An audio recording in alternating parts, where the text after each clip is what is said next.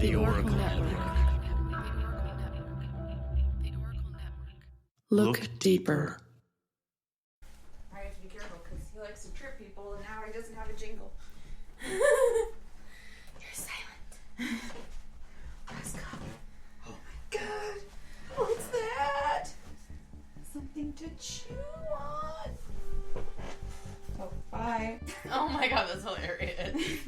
Okay, bye. He was like, fuck you guys. Did not work out like that.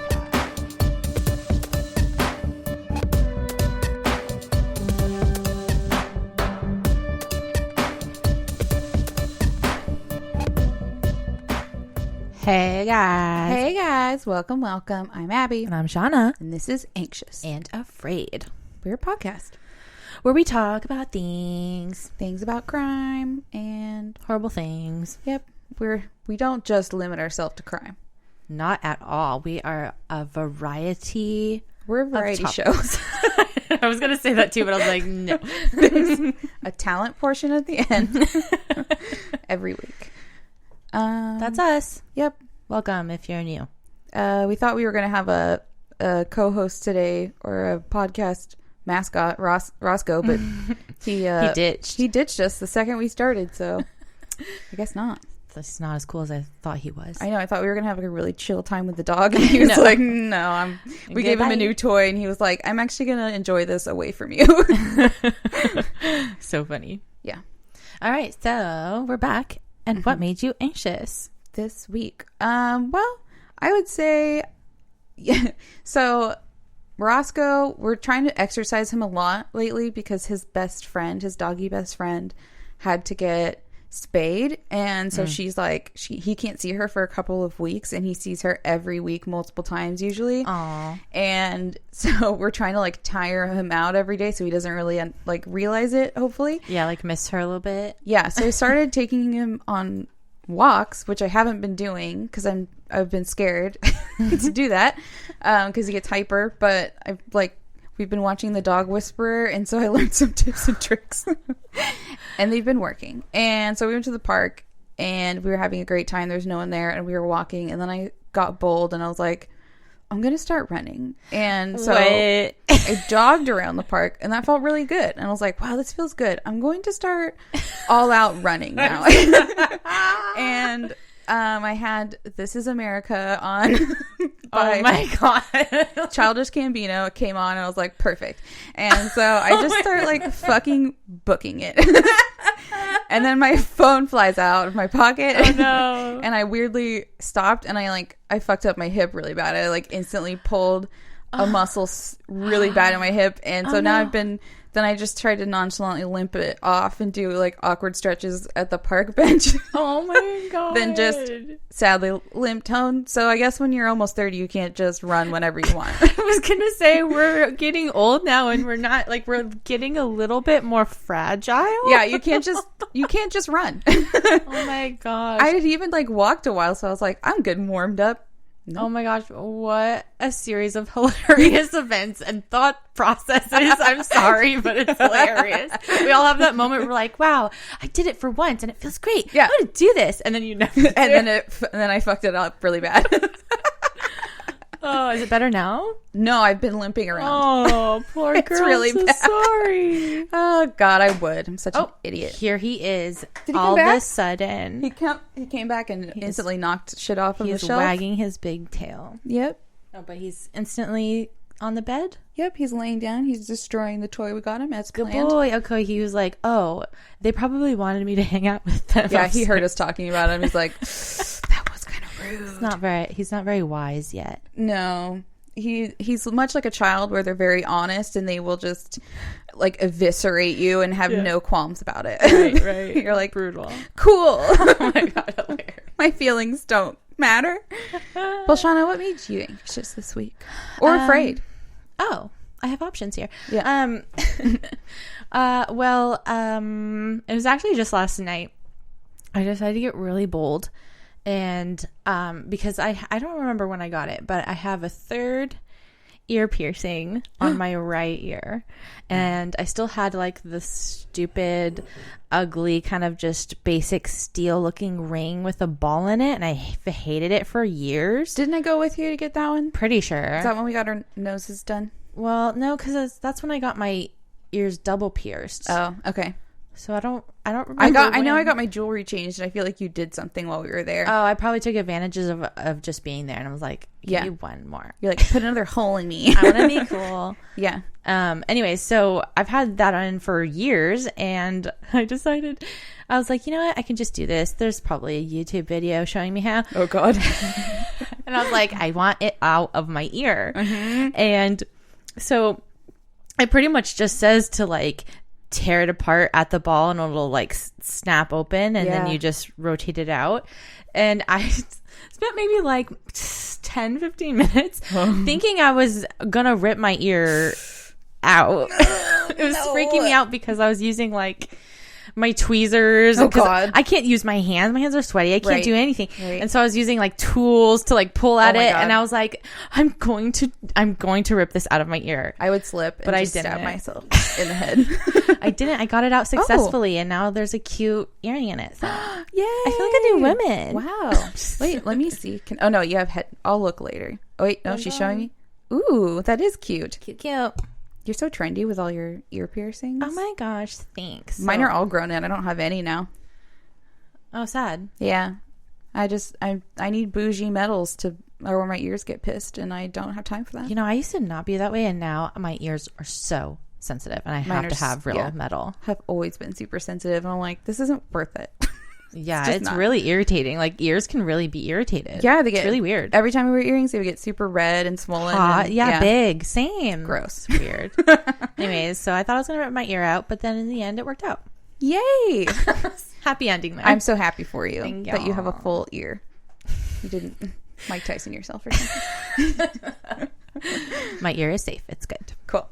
Well, I don't think we have anything else that we need to talk about before we get started. No, nobody cares. Nobody cares. Everyone's here for something else. Half you skipped forward already. So, all right. Well, let's do it. You ready, Roscoe? Roscoe's ready? He's ready to listen? Mm-hmm. He's chewing away. All right. So for today's episode, I thought I'd cover a topic I haven't done in a hot second. I say this like every episode. No, I have done it before. I just haven't done it in a second. Oh. Yeah, it's not new. Oh, I heard you wrong. Okay, my bad. Assuming Happens makes a an lot. ass out of you and me. That's my favorite thing. Damn it. I do it every episode. I'm sure. So, but it's gonna be fun. Okay. Well, our version of fun usually involves people dying. And today's no different. But the story you're gonna hear today combines a few of my favorite things: history. Ghosts. Ooh, okay, of course, always. And antique furniture. Antiques. Mm-hmm. Indeed. Today we are going to be talking about a cursed object, Yeah! baby. It has been a while. Weird. Okay. Yes. There's a handful of these things. So. I just love a good cursed object. Oh my gosh, I love that that's your thing. So what are we learning now? Okay, Which one is it? More specifically, we will be going over the story of Busby's Stoop Chair, aka the Chair of Death. Okay. Does this ring any bells? I think so. Did you watch or like one of Zach Bagans' shows, the haunted object shows? No. I wonder if it's didn't? on there. I bet it is. I mean, I probably have watched it. It probably was on there, but it was a long time ago. Okay, I wonder if it's okay. I don't know. So the first time I heard the story was on And That's Why We Drink podcast. And it was like a long time ago. It was one of their early episodes. Okay, yeah, I think I know what you're talking about. It was like number 12 or something for them. Okay. And I wish I can't remember what episode they reference it again, but I'll get into it later. Okay. I'm so excited. And then I also watched, the other day I was watching, Unsolved Mysteries as I do. Love. Old reruns. And it came on and I was like, it called to me. So I had to do it. You had one of those signs. Yeah. You had to do it. Here we go. Okay. So as always, we're going to start at the beginning. And the beginning of the story is a long ass time ago. Way back in the 1600s in North Yorkshire, England. Nice. They're always haunted. They're haunted everywhere. Yeah, pinkies up. The origin story of the cursed chair centers around two dickish men and a lady who we don't know much about. It was the 1600s and ink is too expensive to be wasted on girls. Of course. Ew. Our first dick is named Thomas Busby. Should sound familiar. Okay. He was described as a drunkard, thief, and bully. Fun. Yeah, in other words, a real catch. Asshole. He was living in North Yorkshire during the late 1600s and owned a small inn. Some reports said he just really liked it and hung out there a lot. But for the sake of simplicity, we're just going to say he owned it. Okay. And that inn housed Thomas Busby's favorite chair. More on the chair later. I feel like men always have a favorite chair or favorite spot. Yes. Yes, I talk about thing. that later. Okay. Oh my gosh. Okay. We're on the same page. We'll talk about it. Got you. Got you. We are like this today. We are. We're like, I didn't know what you're talking about. And we said the same words at the same time. We did. Multiple times, even before we started recording. I know. Oh my God. What? Sometimes we do that. I'm surprised we didn't dress the same today. What? That's hilarious. That usually happens when we're having one of those days. Yeah, it used to happen when we used to go to work. Yep. All the time. Embarrassing. Okay. So we all know that drunken thief bullies always seem to somehow find a poor woman willing to marry them. Yeah. And Busby was no different. He married a woman named Elizabeth, who is the lady that we don't know much about, except for the fact that she fell for the old trope of marrying someone exactly like her father. Because guess what? Her dad was a dick too. Mommy. Also a criminal. His name was Daniel Oddie, and his crime of choice was coin fraud, among other things. Okay. Just such a fun old-timey crime. Did they only have coin as like currency? I think so. Interesting. Yeah, back in the 1600s, probably. They're like, this is too heavy now. We need paper. When did that happen? Probably when they ran out of gold and Right, precious right. metals. Right. I don't know. So I couldn't find a lot of details on the coin fraud, but I'm going to guess it was probably melting down metals to make counterfeit coins. It's probably easier back in the day to counterfeit money, I would imagine. Mm-hmm, mm-hmm. Since their fraud detection was like an old man that just like bit a coin to see if it was real.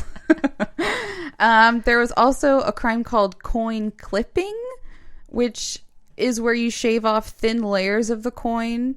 So you're getting the precious metals, like a little bit of it, and then you just keep the shavings for profit. Oh, they were so desperate that they shaved coins. They shaved off like like little bits of the coin, and then they would melt that down, and then you have a little valuable little now nugget you got of a little chunk of gold. Oh, I'm glad I don't live in those days. Oh, It's really sad. Shaving coins. Give me a shave of that penny. Well, they're probably like shaving gold and silver. It's still weird. Yeah. Well, yeah. So that's what coin clipping is. We all learned that today. I learned that. Right. So Daniel Oddie had recently moved near the town of Kirby Wisk in North Yorkshire from Leeds, where he purchased a farm located only 3 miles away from Daniel Busby's inn. He named the house located on the farm Denody Hall, which is a derivative of Dan Oddie, which is his name is Daniel Oddie. So he kind of like named it weirdly after himself. Mm-hmm. And due to the secluded nature of such a rural area, Daniel was able to keep up his coin fraud without any prying eyes catching on to the crime. Sure. It's even said that Daniel built a secret entrance and passageway that led that led to the cellar from the house, which is where the nefarious activities were conducted. I feel like, why is there always like secret tunnels or secret rooms or basements? You know, if you have like sketchy activities, you have to have a secret tunnel, right? I guess so. I mean, that's how you get away with it. Why were human beings so into that? They like to be like so weird and mysterious. And, like, I need a hidden room tunnel. People still do. Weird. People are weird. I don't know. It's weird. You guys are weird. If you do crimes, you have a secret tunnel. That's what it is. Okay, all right. All right. So we don't know if Daniel and Thomas met and became partners in crime, leading to Thomas marrying Daniel's daughter, Elizabeth, or if Thomas and Elizabeth met and got married, and then subsequently Thomas Busby and Daniel Oddie became partners in crime later. But however the order worked, we know that Thomas Busby married Elizabeth and also became embroiled in his father-in-law's crimes, keeping it in the family. Sure, as you do. As you do. It may not surprise you to hear that the two men didn't always get along. They were reported to have a volatile a volatile relationship and fought often in front of patrons at the inn.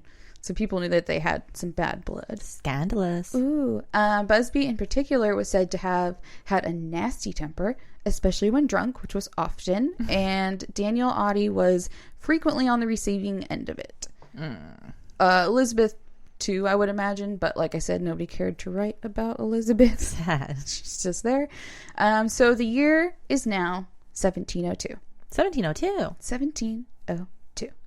Thomas Busby is in a foul mood when he comes home one day to his inn, and his mood only worsens when he sees Daniel Audie sitting in his favorite fucking chair. You don't do that. Like, can you even believe this guy? That is for my butt only, and you are sitting in it. His crusty butt is in my chair. Crusty? Why is that so extra gross? It's the 1600s. They didn't have toilet paper. Ew. Ew. Apparently, Busby and Audie had already fought over something that day. We don't know exactly what, but it was bad enough that Audie was waiting for Busby to come home in order to have it out again. Because Busby was such a colossal asshole, there's speculation that he was beating Elizabeth, and so maybe that is why the two men were fighting. Audie threatened to take Elizabeth back with him, and that really didn't go over well.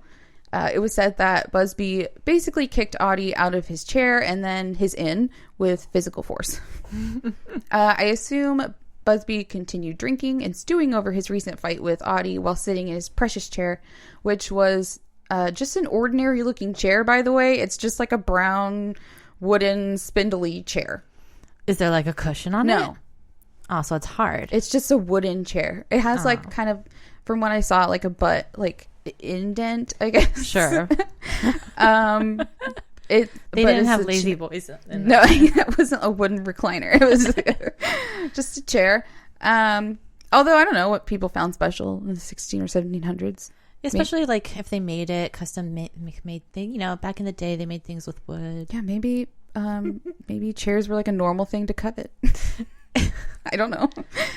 Finally, as evening fell, a pissed and probably drunk Busby grabbed a hammer and left the inn. I don't like hammers. You're not gonna like this then. Oh, yeah, I don't think he's gonna do good things. So he snuck over to the Denoti Hall under the cover of darkness. And once there, he attacked an unsuspecting Audie and violently bludgeoned him to death with the hammer. Gross. So gross. Oh, can you imagine that blow to your head? No, I hate hammer deaths. They're so brutal. Brutal, especially if you're using the other side. I accidentally smashed my own shin with a sledgehammer once. Oh, ouch. It hurt really bad. Oh my goodness. I mean, it wasn't like a hard smash. I was literally swinging it, and then I couldn't stop the force of it swinging backwards because it's heavy. Anyway. So yeah, hammer death. Not great. Am I going to use the creative cursing? Oh my god, I didn't put that in, but you could use it whenever you want. Unlike you. Do you want? Let's do it for him. Yeah, you do that. I am so thirsty. Okay, perfect. Already had that. That's funny.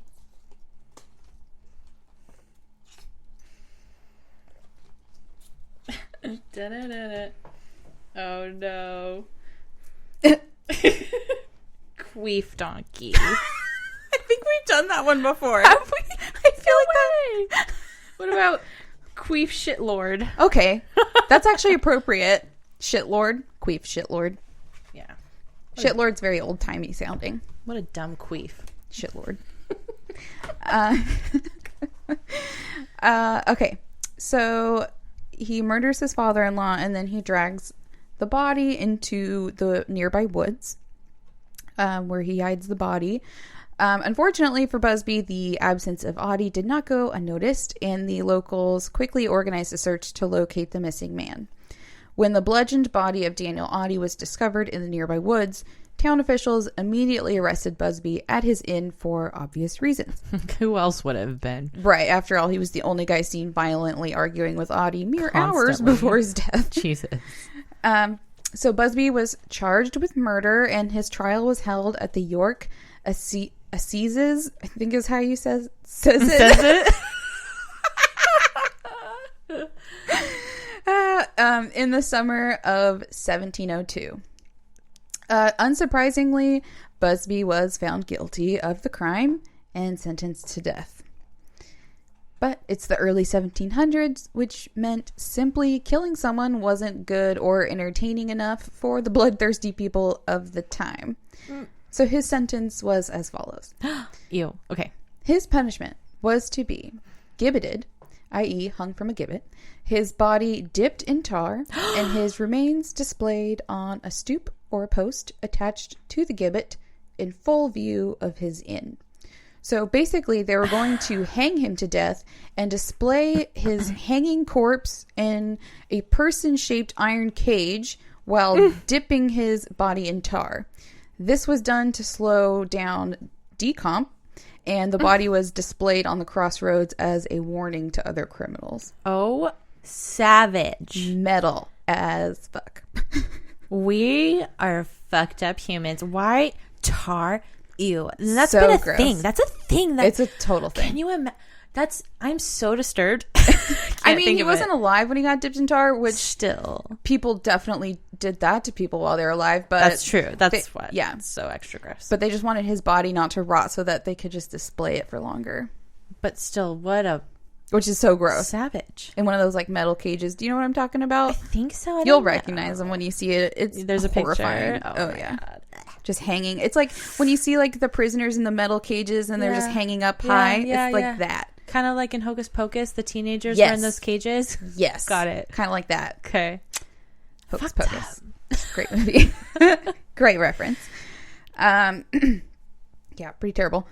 So what comes next is mostly legend passed down through the ages. There are roughly 2 accounts of what Busby did before his demise in order to curse his chair, and I'll tell you both. One version of the story, on the way to his execution at the crossroads near his inn, a drunk and belligerent Busby struggled against his captors and cried out to anyone that would listen, quote, "Anyone who dares sit in my chair shall die a sudden and painful death." Why would that be like your concern? I don't know what that's what he sounds like, and also We're gonna say it is. Yeah, that's his last. He curses anyone to sit in his chair. Yeah, to die a sudden and painful death. Well, then why don't you? Never mind. I mean, to be honest, it sounds like something my dad would say whenever he left the room in his favorite recliner. It's like a real dad move. But yeah, that's what I was going to say. If you wanted to continue talking about people have a weird thing with chairs. Oh, like, yeah. This is my spot. This is my chair. My dad's always been that way, and he would always indent and dirty the armrest because he would just constantly sit there. And then whenever he wasn't, I was sitting there, of course, because it was that's the spot. coveted spot. Yeah, and then I would always like take sip of his drinks too, and I'm like, "What's yours is mine, Dad. I drink." Oh wow, we had a different childhood. He hated it so much. He's like, "But that's my drink," and I'm like, "Dad, I just want a sip." And then I would take like 2 gulps. I think he still hates that to this day. No, my dad was like, it was like, I mean, he was a truck driver, so he wasn't home all the time anyway. But like, if you were in his chair when he got home, like your ass left that seat in like 2 seconds, and you were like in trouble. Was it like an actual like lazy boy recliner? It was definitely, there was a collection of recliners over the years. Yeah, but you didn't sit in his chair. It's a special chair. I get it. I don't have that. I don't have a special chair that I would be mad if somebody else sat in. Oh, no, I'd never be mad, but I get having his favorite spot. I guess. Okay, God, Abby, I guess I'm just judgmental. so easygoing that I just can't understand this. All right, so that's the first version. In another version, for some weird reason, Busby was granted a final wish before his death. Like, there's some white privilege for you. Which was to have one final pint of ale in his favorite chair at his inn. All right, get that beer in your chair, your favorite thing to do. Right before he dies. When he finished... What a treat. I know. That's the one thing he wanted before he died. That's such a weird choice. When he was finished with his drink, Busby was dragged from his beloved chair to be led to his execution. in full view of his inn, which is also like, it's pretty gnarly. Like, Yeah. they're like, you're going to die right in front of your chair that you just cursed everyone with. Oh my God. Yeah, just like something in front, like in front of something he owned, or yeah. They did It's it like at an the extra, crossroads like, right in front of his inn. extra stab in the back. I know, a little salt in that wound. Yes. So yeah, same thing. They drag him out, and then he's like, anyone who sits in my chair dies. And then he was executed in a very 1700s way. Cool. His inn would later be renamed Busby Stoop Inn, and actually stayed in operation until 2012. Whoa. I know. That's a long ass time. Whoa. Right? That's the crazy thing about, like, when, I don't know, I think it's just being American, like, anything that old just blows my mind. Yeah. An inn that's been in so operation cool. since the 1600s, like, that's crazy to me. Yeah. And it survived until the 2000s. That's insane. Yeah. I want to touch something that old. Right? That's how I felt when I went to the Mayan ruins. I was just, like, touching Oh my God, yes. things, like, You're you're so old. I'm about this. Wow. Got a real history boner. Right. No, but I would be tripping. Yeah. I'd be tripping too. Pretty wild. Yeah, so 2012, looks like it then became an Indian food place, which didn't last long, and then it closed. Probably because it was haunted as fuck, I would imagine. Probably. They're like, I'm done cooking here. During its very long operation, the Busby Stoop Inn was notoriously haunted, as was the Crossroads area, which apparently is now a roundabout, where Busby was executed. Ooh. Actually, it's kind of funny, a haunted roundabout. Right? You're just driving in a circle and then a ghost pops out of nowhere. Okay, so Busby's ghost has reportedly been seen walking around on the second floor of the inn, witnessed by Karen Rowley, one of the former landlords. She was quoted saying, "I've been here for the last 7 years, and the locals are still afraid of the chair and its curse. Ooh. I saw a figure on the landing upstairs. It was a very tall, human-like figure with no arms and no clear face. It moved sideways and then disappeared through a wall. I was absolutely terrified." Gross. Me too. Yeah, that's chilling. And while that alone is pretty creepy, the spookiest part, of course, is the chair. But let's take a break really quick. Okay.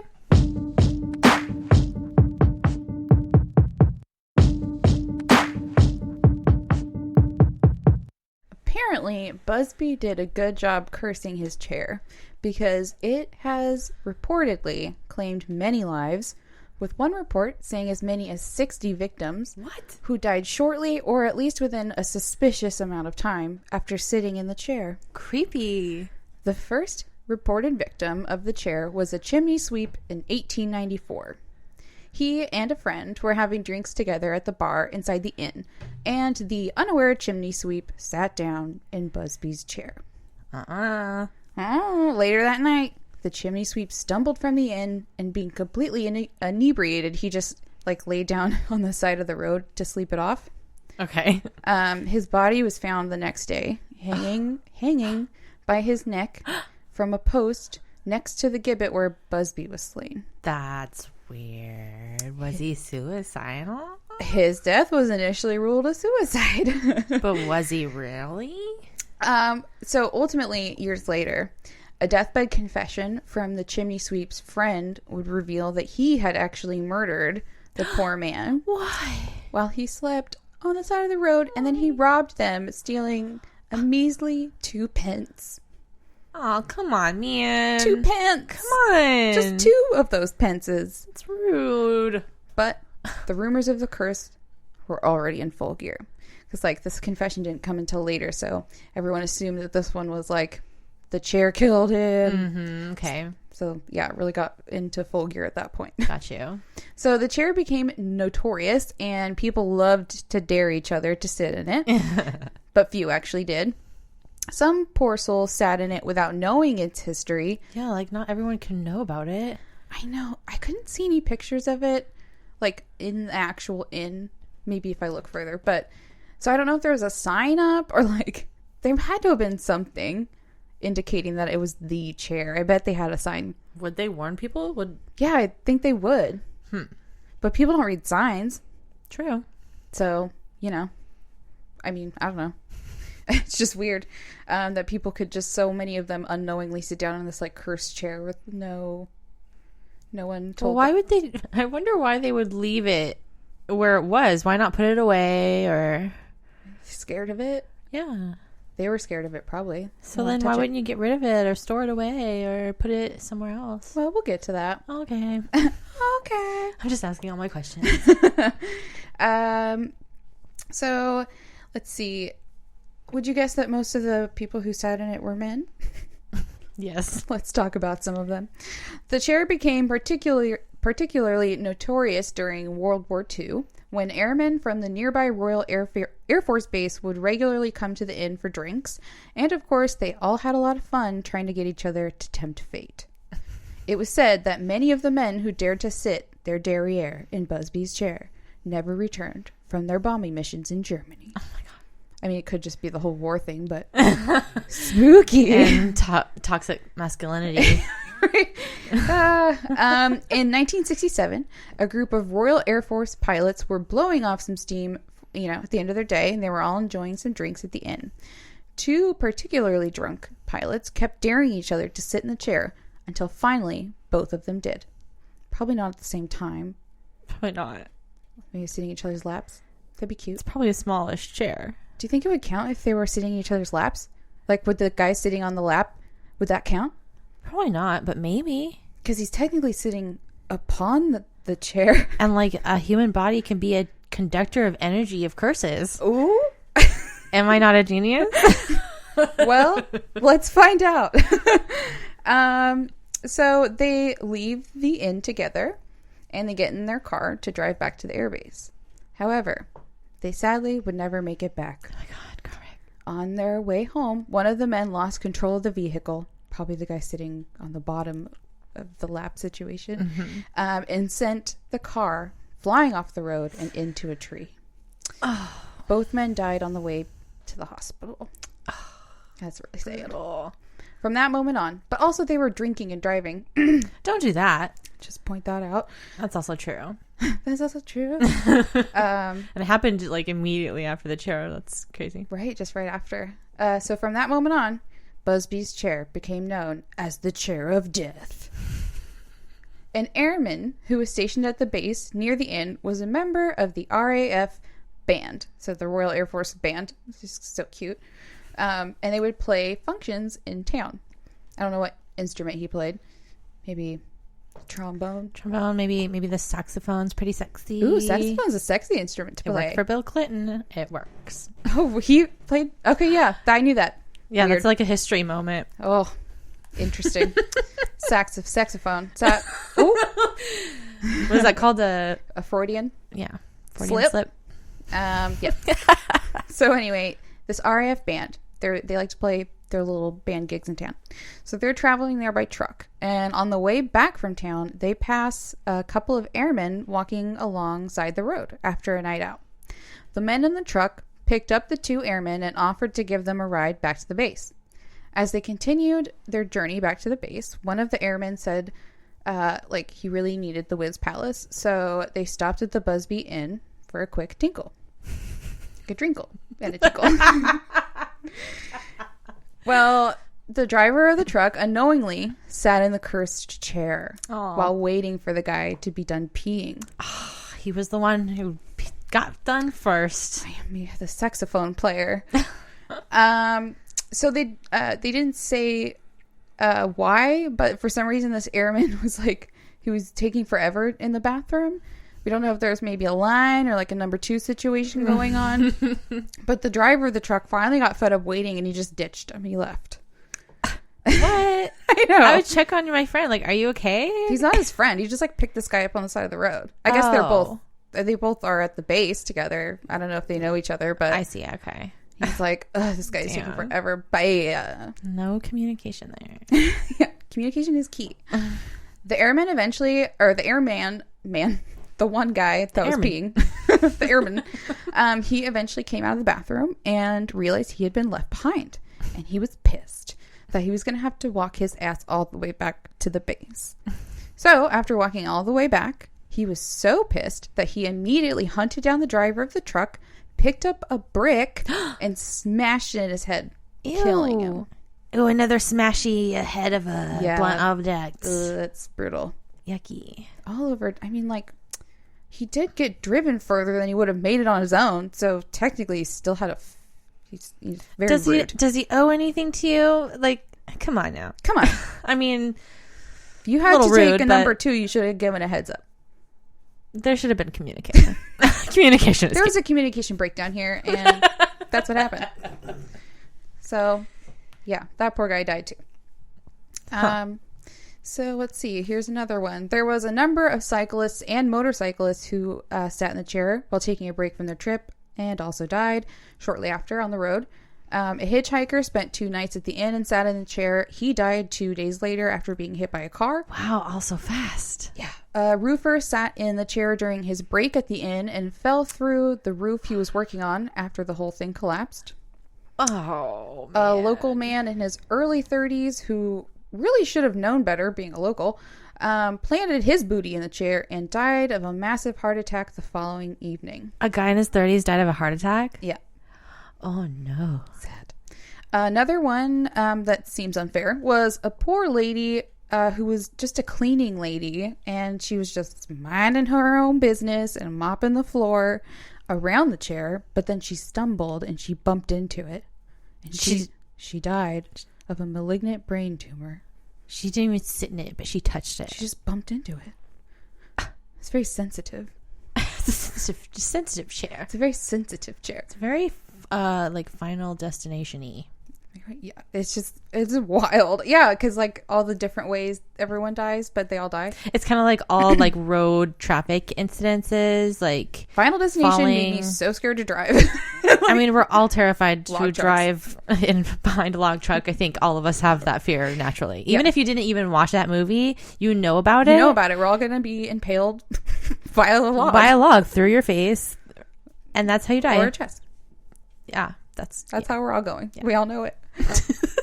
You're welcome. All right, so a few years later, we're still on victims here. It just keeps going. Oh. A group of builders were taking their lunch break at the inn. They had a young apprentice with them, and all of the older builders goaded the young man into sitting in the chair.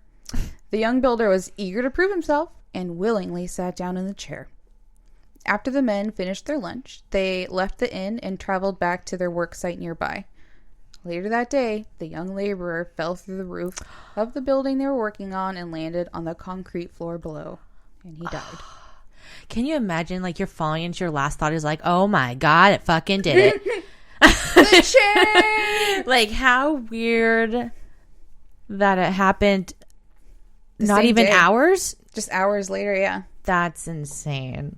Poor guy. I wonder if it just happened it probably happened so fast he didn't have time to think about it. But yeah, everyone else was probably like, holy shit. No. Ew.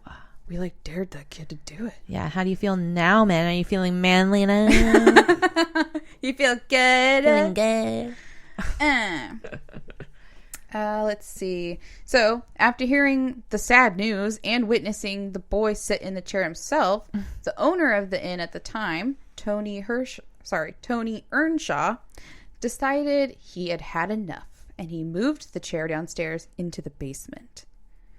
But he didn't die. He touched it. Maybe they moved it with a stick. Yeah, like maybe he had like gloves on, or they just like poked it with a stick. No, because if you just bump into it, maybe her skin didn't touch it for the lady. I don't know. That's crazy. Maybe they had like a broom and they shoved it. It's probably the safest way to do it. But finally, put it in the damn basement. Like, why didn't you do that before? Pivot.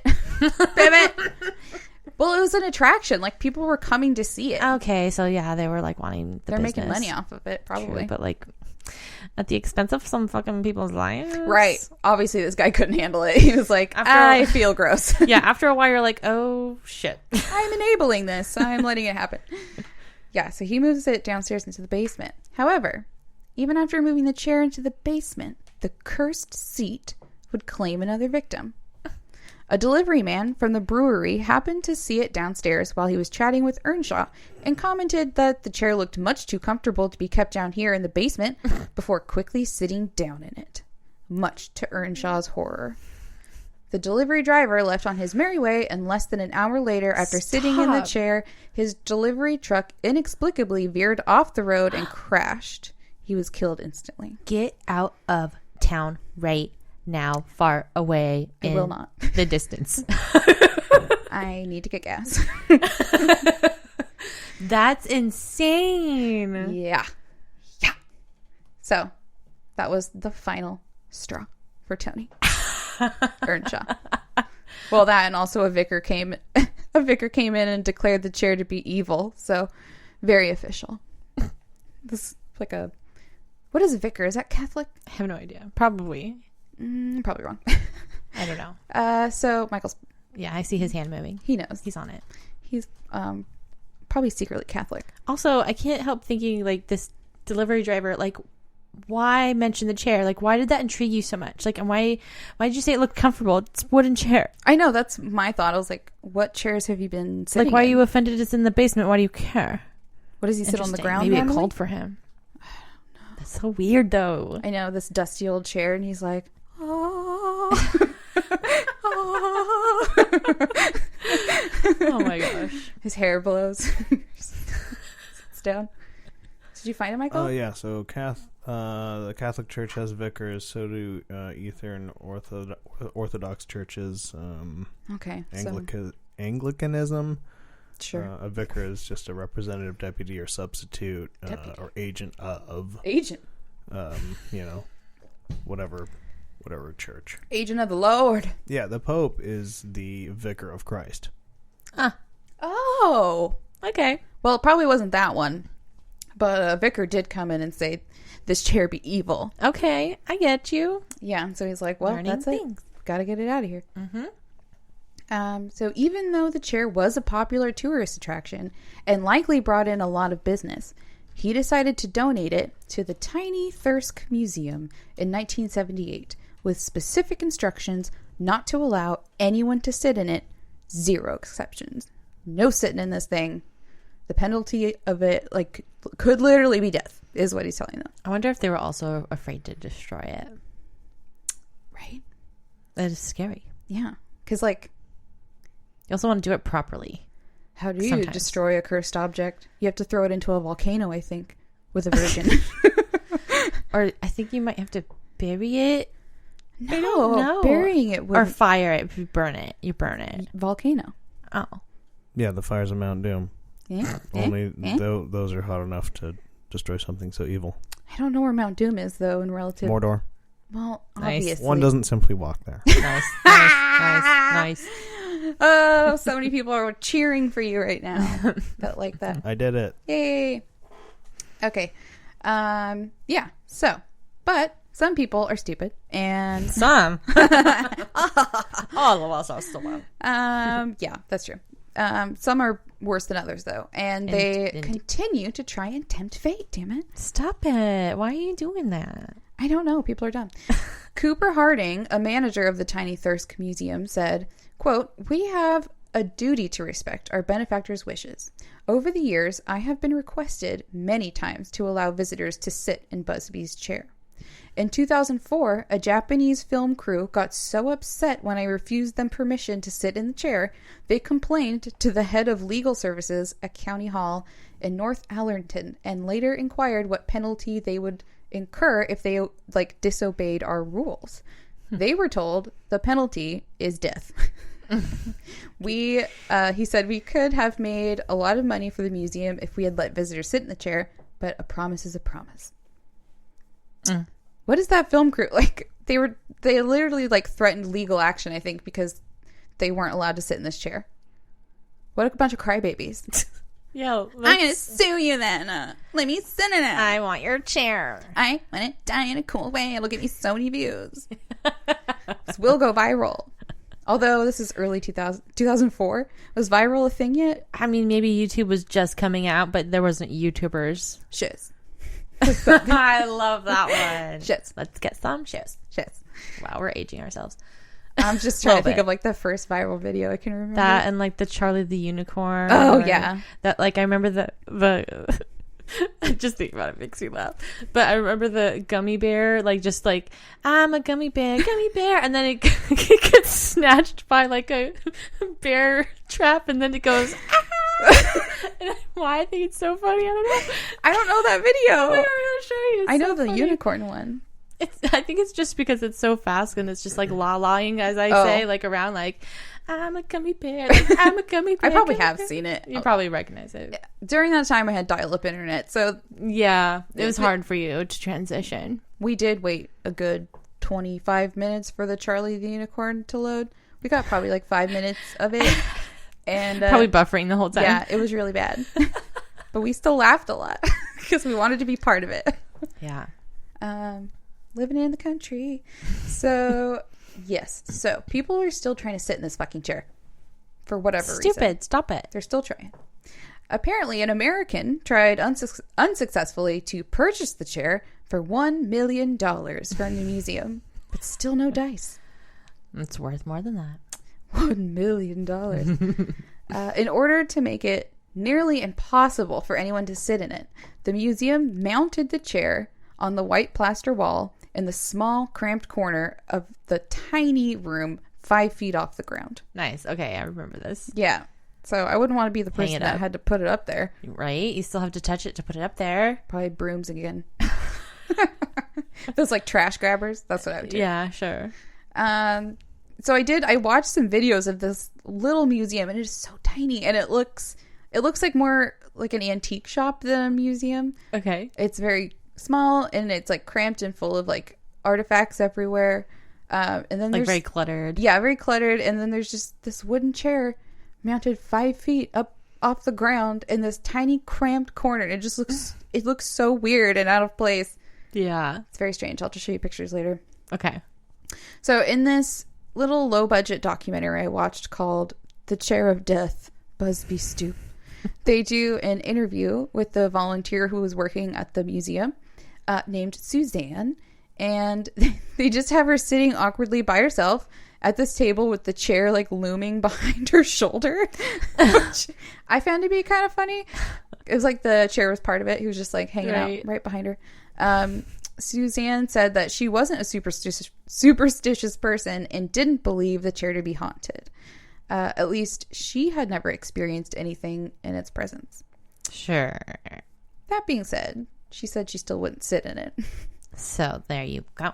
Uh-huh. We still got you. And that's a common theme throughout the research on this, or my research on this chair. Like, many people claim not to believe in curses, but if given the option, they still would never choose to sit in the chair. Yeah. Yeah. Which means you do. You do believe just a little bit. My God. Because that's the just in case clause. That's because you believe just a little bit. Just in case. Just in case.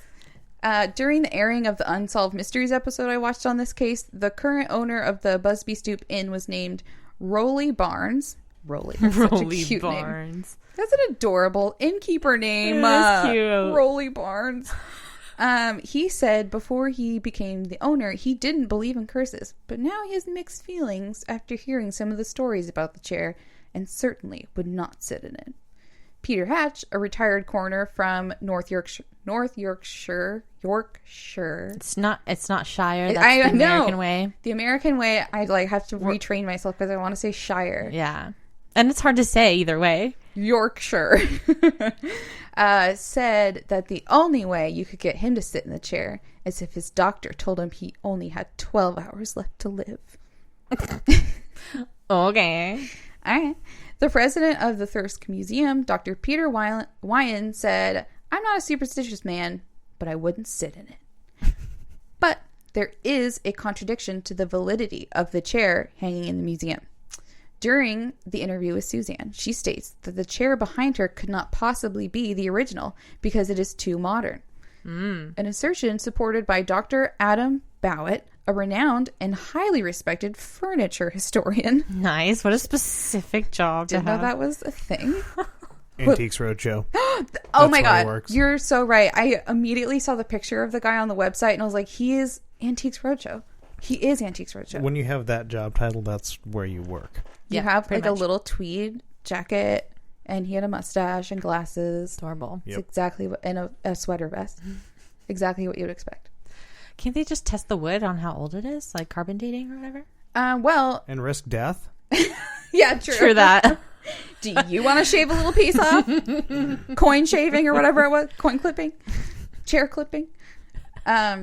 So when asked about the age of the chair displayed in the museum, Dr. Bowett said, quote, "The Busby Stoop Chair is a type now known." Oh, this is his very Antiques Roadshow summary, by the way. Okay. The Busby Stoop Chair is a type now known as a caster chair because of its association with the chairmaker John Shadford. Shadford worked in the North Lincolnshire town of Castor between 1843 and 1881. It is unlikely to be older than 1840 and could have been made as late as 1900. And how much do you think it would go for at auction?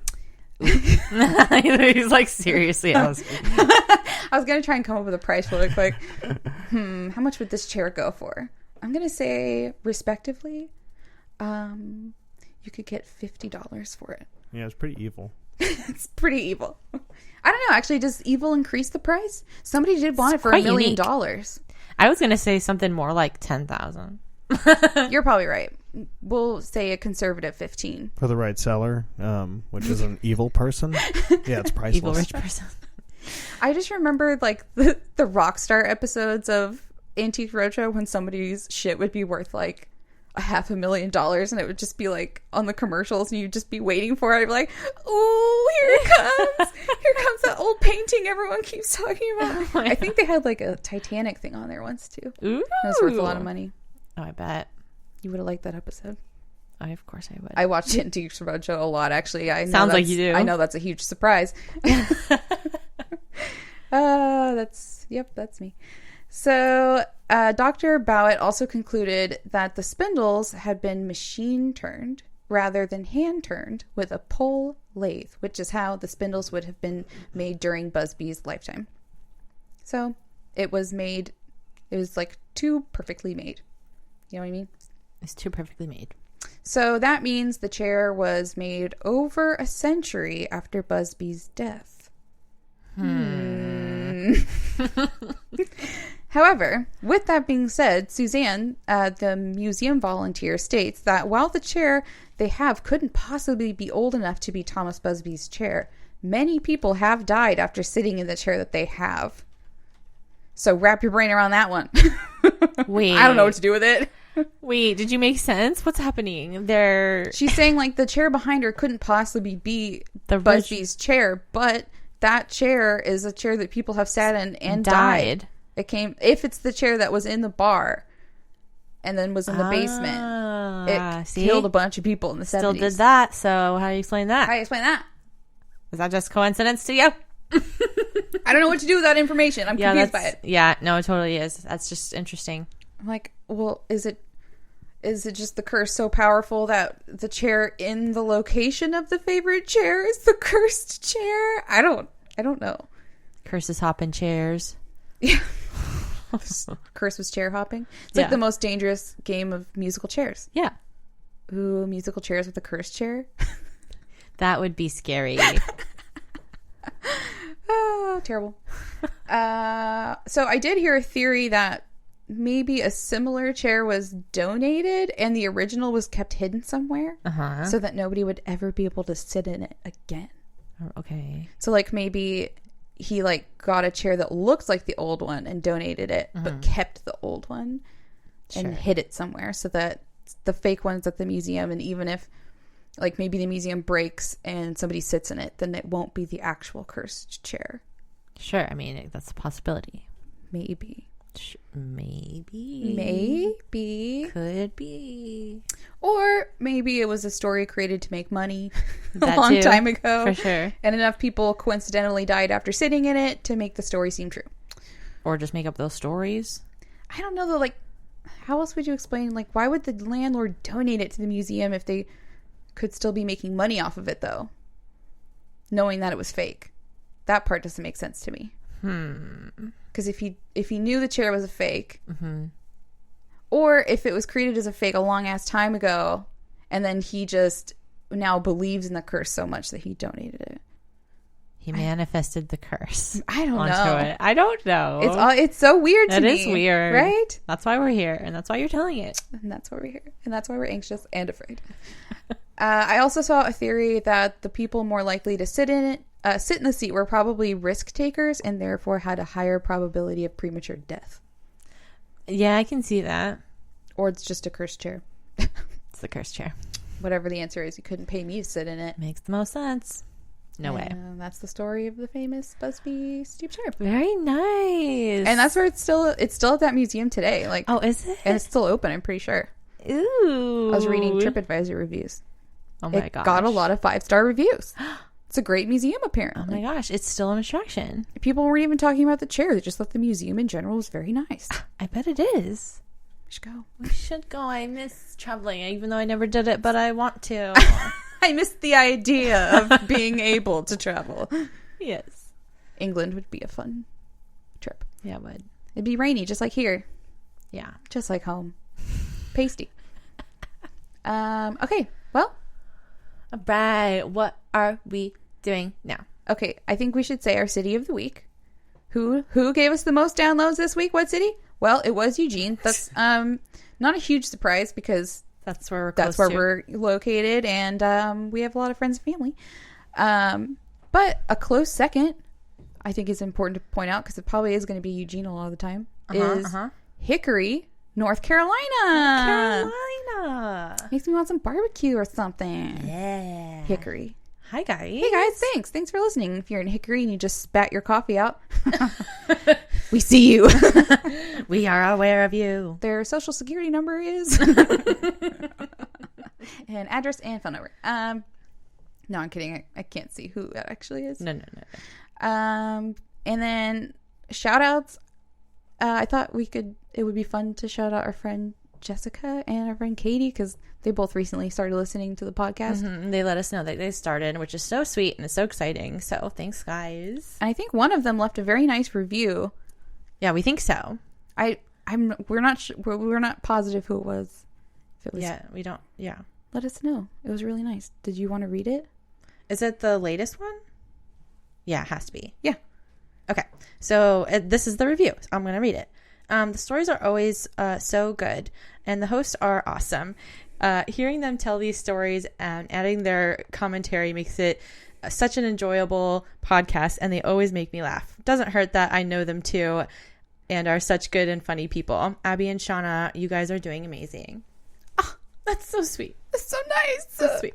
That's really nice. Thank you. Because we also got a bad review this week. Dun, dun, dun. Although I'm not offended by it because it's I don't care. Makes me laugh. Who cares? I feel like we've made it because we got a 1-star review for unnecessary cursing.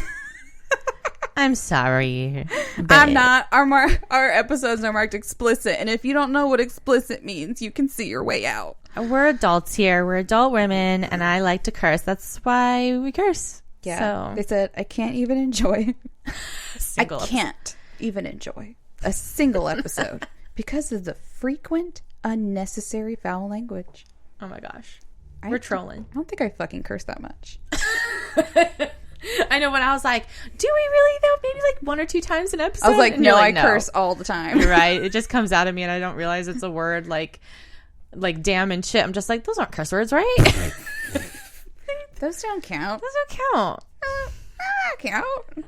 Pretty sure. Anyways. I think it's because I wasn't allowed to curse for a long time and now I do. Yeah, I knew that it bugged my dad so much and I was like, I'm going to curse. I also worked with a bunch of like foul-mouthed men for a while and I think that rubbed off on me. Did you see the show that's now on Netflix called Swear Words? No. Oh my gosh. Okay, Nicolas Cage? What? He's coming back. He does not look that great though. You can tell he totally dyed his beard and hair. Oh no. It looks really bad. Oh no. But he's really funny. It's a show called Swear Words, and they go into the history of each swear word. So like fuck is the first one, and the history of how it turned into a bad word, Love. and how it's so versatile. It can literally mean anything, So many things. and how it actually just makes you feel like it releases more is it serotonin? Serotonin, yeah. Yeah, because it's just like it emphasizes our like passion or anger That's or something. hilarious. So yeah, I wanna watch more of the curse words episode. Was that one of the first curse word I ever said? I don't remember. I said it alone in my room. Oh And my then I gosh. looked around. Like, I remember being in middle school and we were like, "Oh my god, we're gonna start cursing," and then we're like, "Oh my gosh, that's so fucking stupid," and then we're like, "Oh man, I don't." you all decided together. You guys, let's start cursing. Right, but then we like felt weird saying it. We're like, "Oh my god, I'm so naughty!" Like what the fuck?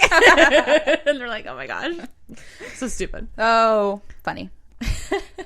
All right, so So thanks for those. Well, thanks for one of those reviews. The other one made me laugh. I'm gonna print it, put it on our wall. Thank you for both. Thank you for both. Thank you for both. We had a fun time with both. Yeah. And if you haven't written a review yet, and you feel like it, We don't mean to offend you, but we're talking about horrible and scary things, so I think we can say curse words. yeah, I'm an adult woman. And that too. I'm gonna say it if I want to say it. All right, so we exist on the internet. So if you want to hang out with us there, I'm just going to go down the list now. Instagram, we're at Anxious and Afraid the Pod. We have a Facebook group and a page, very fun. Anxious and Afraid the Pod. We're also on Twitter at AA the Pod. We are on Patreon. If you want to help us out and donate $1, that's patreon.com/Anxious and Afraid. You would also get dirty a day early release, a shout out, a sticker, and it's ad free because now we have to put commercials in there. You can email us. Oh, I have to still read Melissa's email. She gave a Canadian suggestion, but anyways. Oh, thanks, Melissa. I know, I'm so excited. So email us for any suggestions at anxiousandafraidthepod@gmail. Is he growling?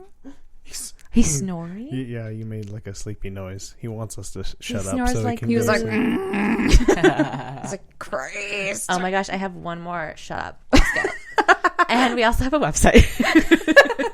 anxiousandafraid.com. We have some merch on there too. On our website, there's the link. And if you can't do none of that, please rate and subscribe. We appreciate your feedback, and that helps us out as well. Gives us good numbers on the podcasts, Apple Podcasts, The gods. Spotify.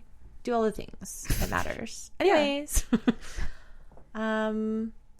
you have to say it. It's not I know. me. I just wanted to stare at you until you got really uncomfortable. See what happens. Thanks. I'm not saying it. I'll say it. Good up and good night. Good night. Oh, kind of harmonized.